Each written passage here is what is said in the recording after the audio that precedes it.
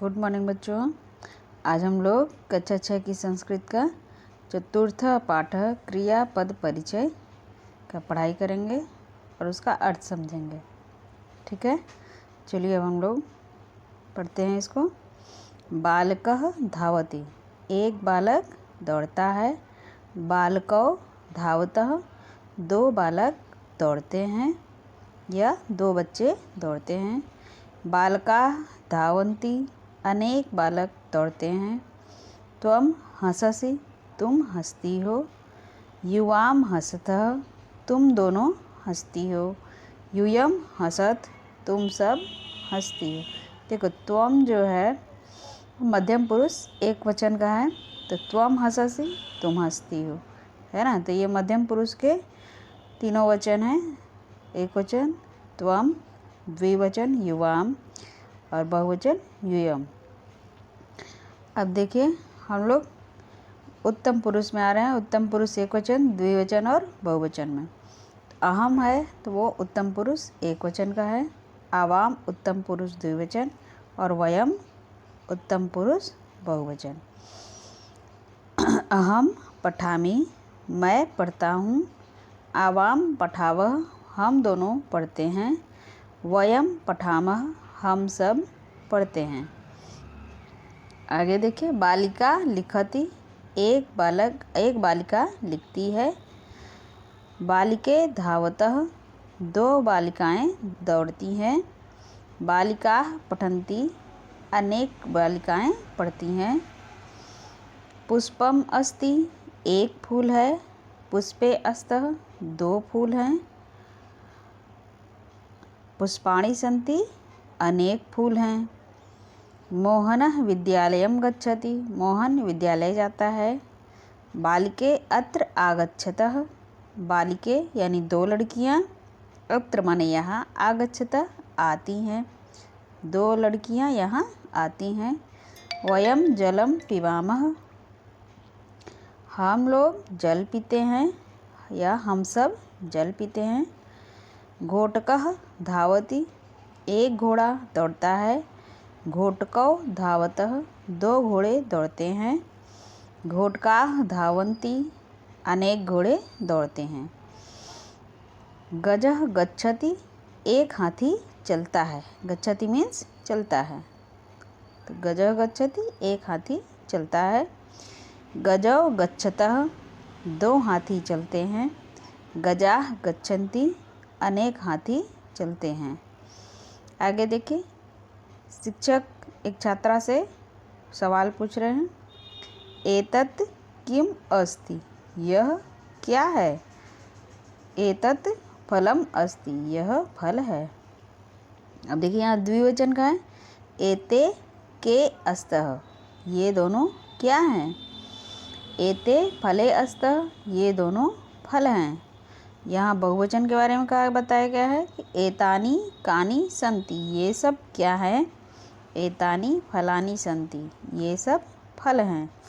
तब देखिए यहाँ पे जब हम किसी भी वाक्य में है का अर्थ लगाना है, है की संस्कृत बनानी है, तो उसमें हम एक वचन, द्विवचन और बहुवचन का भी हमें ध्यान रखना होता है। तो है की संस्कृत एक वचन में अस्ति लगेगी, दो वचन में अस्तः लगेगा और बहुवचन में संति लगेगा। ये चीज़ ध्यान देना है। आगे क्वेश्चन में भी आप लोगों को ये चीज़ समझाया जाएगा। देखिए हमारा पाठ कंप्लीट हो गया है और अब हम आ रहे हैं क्वेश्चन आंसर में।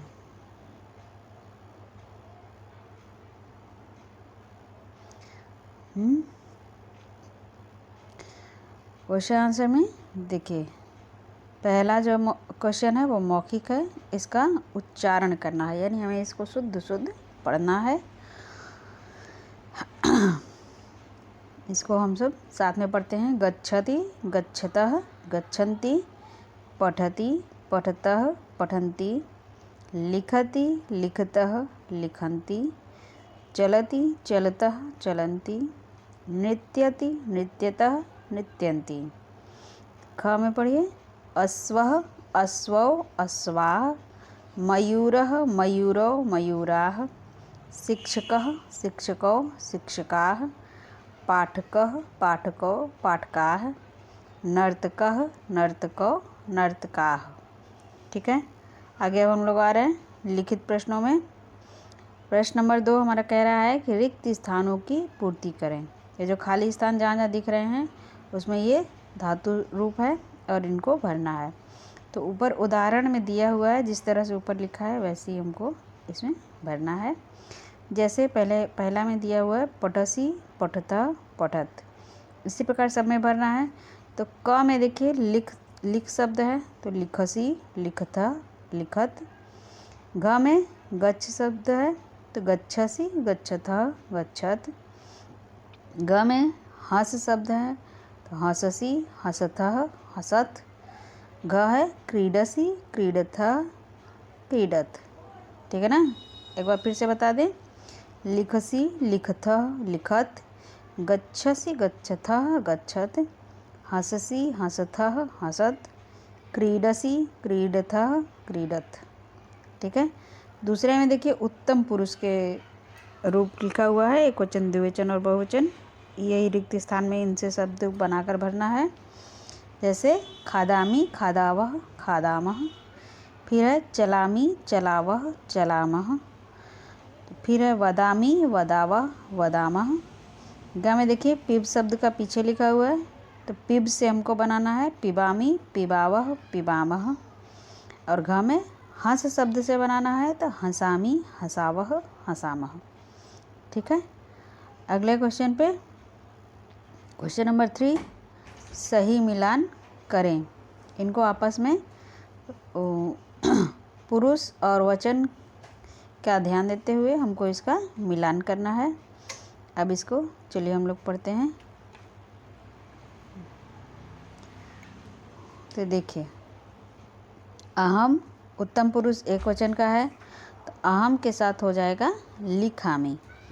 अहम को हम लिखामी से जोड़ देते हैं। फिर है बालकः, बालकः एक वचन है, प्रथम पुरुष एक वचन, तो बालकः मिलेगा गच्छति से, तो बालकः का हो जाएगा गच्छति, बालकः गच्छति। फिर देखिए यूयम है, त्वम युवाम यूयम, यूयम है हमारा मध्यम पुरुष बहुवचन का, तो यूयम हो जाएगा खादत से, यूयम खादत। फिर बालिका है, बालिका बहुवचन शब्द है, तो बालिका कूर्दन्ति, बालिकाएं दौड़ती कूदती हैं। फिर देखिए वयम है उत्तम पुरुष बहुवचन का, तो वयम को हम मिला देंगे खेलामह से, वयम खेलामह। त्वम मध्यम पुरुष एक वचन है, ये मिलेगा अंगा के साथ, त्वम खादसी। और फिर गजा है, गजा भी बहुवचन है, तो ये हो जाएगा गजा का पिबंती से, गजा पिबंती। ठीक है ना, इसको हम लोग कैसे कैसे मिलान करेंगे। अहम लिखामी, बालकः गच्छति, यूयम खादत, बालिकाः कूर्दन्ति, वयम खेलामः, त्वम खादसि, गजाः पिबन्ति। ठीक है, अब हम लोग आते हैं क्वेश्चन नंबर 4 पर। क्वेश्चन नंबर 4 पे कह रहा है कि इन क्रियापदों से वाक्य बनाएं। अब हमें इनसे वाक्य बनाना है। क्रियापद मीन्स होता है कार्य, तो पठामी, पठामी मीन्स होता है पढ़ता हूँ, पठामी के साथ लगेगा अहम, इसका वाक्य बनेगा अहम पठामी। लिखसी, लिखसी का शब्द बनेगा, इसको वाक्य बनाना होगा त्वम लिखसी, तुम लिखती हो, तो त्वम लिखसी। गच्छन्ति मीन्स होता है जाते हैं, ते गच्छन्ति, इसका वाक्य बनेगा ते गच्छन्ति, वे सब जाते हैं। फिर है हसामह, हसामह उत्तम पुरुष बहुवचन का है, तो इसमें हम लोग लगाएंगे वयम, वयम हसामह, इसका वाक्य बनेगा वयम हसामह। फिर है आगच्छत, मतलब आते हैं, ये मध्यम पुरुष बहुवचन का है शब्द, तो इसमें हम लगाएंगे यूयम आगच्छत, इसका वाक्य बनेगा यूयम आगच्छत।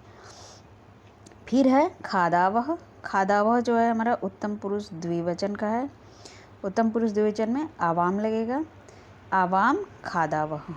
ठीक है, आवाम खादावह, हम दोनों खाते हैं। ठीक है, अब आते हैं हम लोग क्वेश्चन नंबर 5 पे। क्वेश्चन नंबर 5 कह रहा है कि उचित शब्द से खाली जगहों को भरें। इनमें ऊपर शब्द दिए हुए हैं त्वम, अहम, बालिका, वयम और यूयम। इनको जो सही है उसमें भर देना है जिस लाइन में है। तो देखिए क्रीडति है, क्रीडति में लगेगा बालिका क्रीडति, लड़कियां खेलती हैं, लड़की खेल रही है, बालिका क्रीडति लगेगा यहाँ पे। फिर ख में है पठामह, तो पठामह के साथ लगेगा वयम, क्योंकि ये उत्तम पुरुष बहुवचन का है, तो वयम पठामह, हम सब पढ़ते हैं। फिर है पिबसी यानी पीती हो, तो त्वम पिबसी, तुम पीती हो, है ना। त्वम इसमें तुम, ग में त्वम लगेगा। घ में हो जाएगा वदामी लिखा हुआ है, तो ये उत्तम पुरुष एक वचन है, तो इसमें हम लगाएंगे अहम। घ में लगेगा अहम वदामी, मैं बोलता हूँ। फिर अंगा में गच्छत है यानी कि मध्यम पुरुष बहुवचन, तो यहाँ लगेगा यूयम।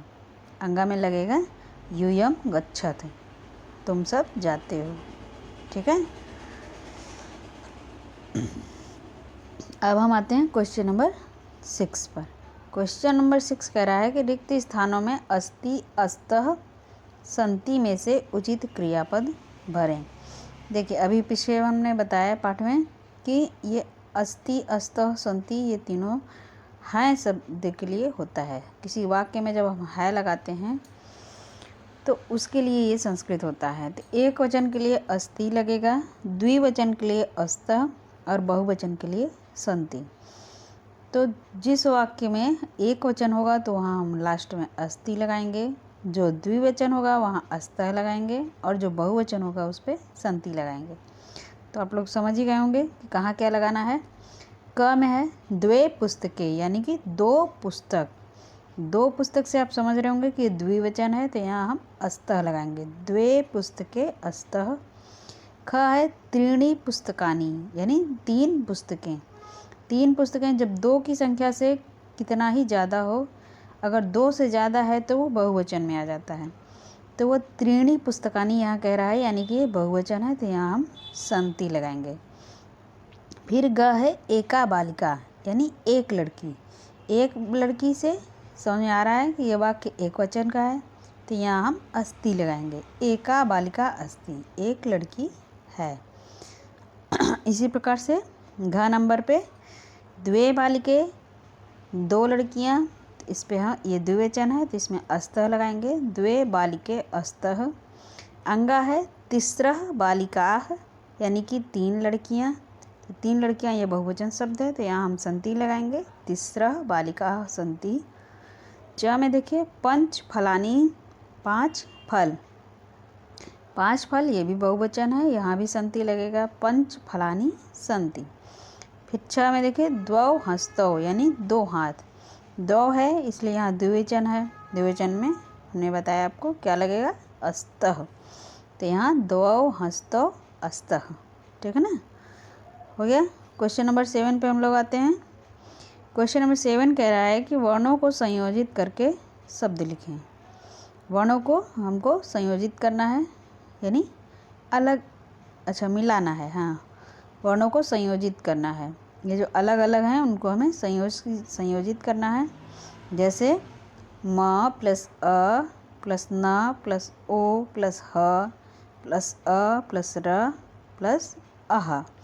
अब देखिए हर व्यंजन के साथ एक स्वर मिला हुआ होता है, अगर वो पूर्ण वर्ण होता है, जो भी पूर्ण वर्ण होता है उसमें अ स्वर जरूर होता है, और यदि अ स्वर उस पर नहीं है इसका मतलब है कि वो आधा है, वो पूर्ण नहीं है, वो आधा है ना। तो जहाँ भी आपको जिस वर्ण यानी जो भी व्यंजन के साथ अ स्वर नहीं है उसको आधा मानिए, और जिसमें अ स्वर है वो पूरा वर्ण है।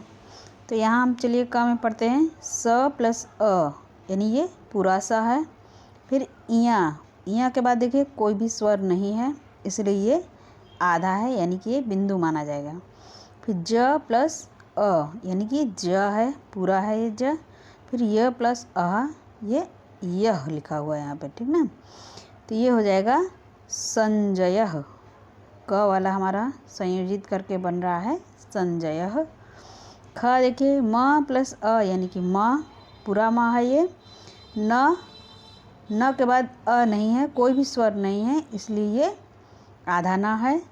फिर त प्लस र प्लस बड़ी यानी कि ये त्रि है, ये त्रि अक्षर लिख रहा है, तो इससे क्या होगा म मंत्री है ना। म प्लस अ प्लस न प्लस त प्लस र प्लस बड़ी, तो ये बना मंत्री। अब ग देखिए क प्लस आ बराबर का, र प्लस य, यहाँ देखिए र के बाद कोई भी स्वर नहीं है, इसलिए ये आधा र है। फिर य प्लस अ बराबर य, ये वर्ण पूरा है।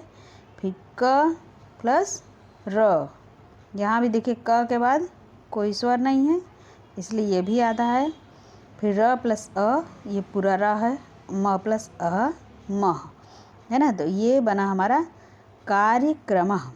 कार्यक्रम ग वाला संयोजित करके हमारा शब्द बना कार्यक्रम। घ देखिए द प्लस ए बराबर दे, व प्लस ए बराबर वे, न प्लस द, न के बाद देखिए कोई भी स्वर नहीं है, इसलिए ये आधा न है। फिर द प्लस र प्लस अ यानी द्र, तो इससे बना देवेंद्र। ये कौन सा शब्द बना हमारा देवेंद्र। इसी प्रकार सेकंड में देखिए अपने 5 मित्रों के नाम के वर्णों को अलग अलग करें। तो ये आंसर आप लोगों को स्वयं करना है, अपनी कॉपी में अपने 5 मित्रों के नाम लिखने हैं और फिर उन्हें उनका वर्ण विभाजन करना है। ठीक है, ये काम आप लोगों को करना है।